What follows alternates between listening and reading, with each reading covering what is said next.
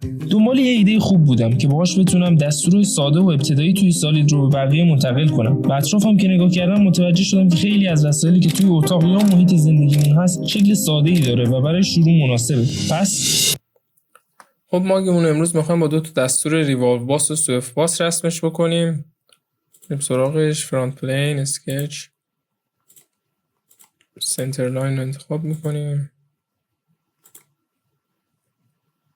خب نشد. اوکی، حتما ورتیکال باشه. اوکیه.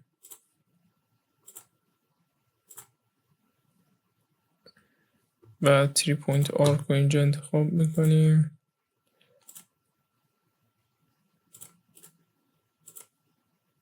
یه مقداری باید بیاد این سمت.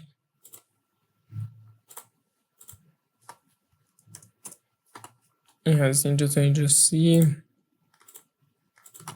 اینجا 45 و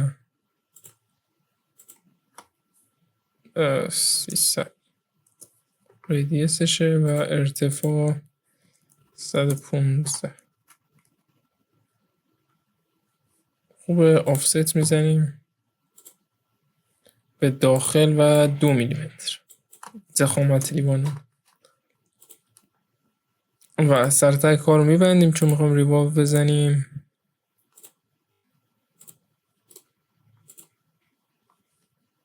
فکر کنم تمامه. بذاریم ببینیم فولی دیفاین برای چی نشد. فولی دیفاین کلکیولیت. اوکی. ریوالو باس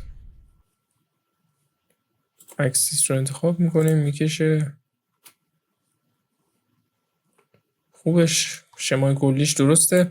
رایت پلین رو میزنیم. ما این فیس رو نمیخوایم یه تیکه باشه. میبینید الان کلا دور تا دور یک تیکه است. رایت پلین رو میزنیم از قسمت کرو اسپلیت لاین گزینه سوم رو انتخاب میکنیم. میبینید رایت پلین انتخاب شده. میزنیم و این فیس رو برامون دو قسمتش میکنه. حالا آخر کار میگم برای چی.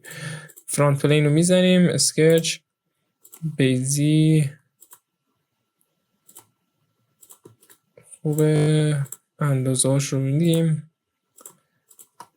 5 و سپاین رو بالا 10. از مرکز تا بالا هم 17.5. خوبه.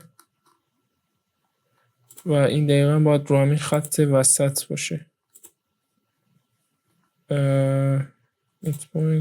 میت پوینت نه، کوینسیدنس. اوکی.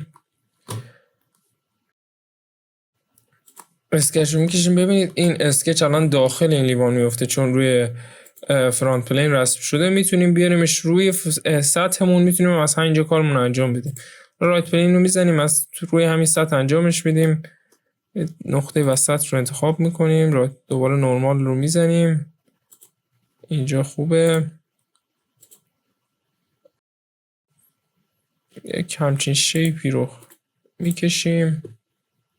اندازه ها رو وارد میکنیم از این نقطه تا این نقطهش 32 و از این نقطه تا این نقطه 65. خوبه.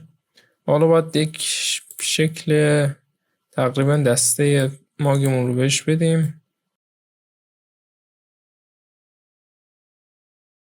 و هر جور راحت بودید دسته دیگه دست خودتون اونقدی مشکل نداره. خارج میشیم از اسکچ.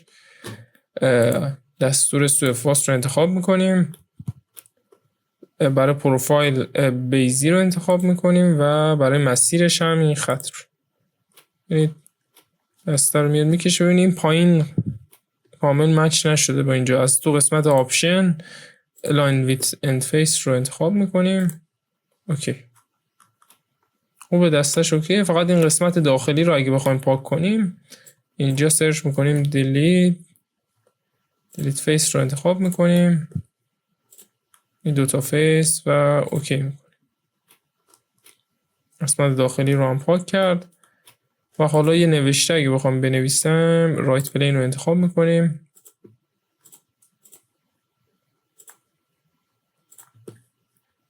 از کف فاصله رو بهش میدیم 55. خوبه فکر کنم. داخل نوشته خط رو انتخاب میکنیم، کافی 3 تایی خورد، فونت این فونت فستاس کنم خوبه 17 خوبه. یه مقداری فقط باید بدیمش این سمت خوبه. حالا این کافی رو اگه بخوایم بیاریمش روی سطح میبینید داخل لیوان ما میفته چون روی رایت پلین کشیده شده. برای همین اومدیم این صفحه رو 2 تیکه کردیم. الان چون اگه بیایم تو فیچر اسپلیت لاین رو انتخاب کنیم، اینجا اسکچ 4 رو انتخاب میکنیم با البته تو پروجکشن انتخاب میکنیم و این فیس روبرو رو میزنیم. اگه یک تیکه بود هر دو طرف رو میگرفت و هر دو طرف این کافی رو میوست که ما فقط میخوایم یک طرف نوشته بشه. اوکی میکنیم و کافی میاد روی سطح. خب فیلت بزنیم و تمام کارمون تقریبا. فیلت قسمت داخلی 1 میلیمتر کافیه. قسمت داخل بیرون این لبه دسته را میزنیم خوبه و کف رو هم فیلت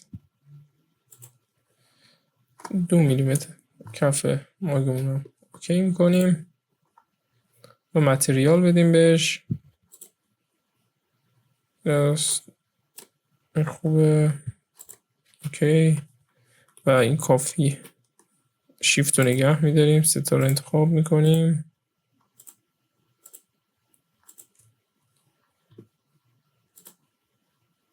یک رنگ سفید تقریبا که خودش رو بکنه و این قسمت داخلی هم خوبه. ماگمون آماده. فرانت پلین رایت پلین خوبه. اگه خوشتون اومد چنل ما رو سابسکرایب کنین، برامون کامنت بذارین و موفق باشین.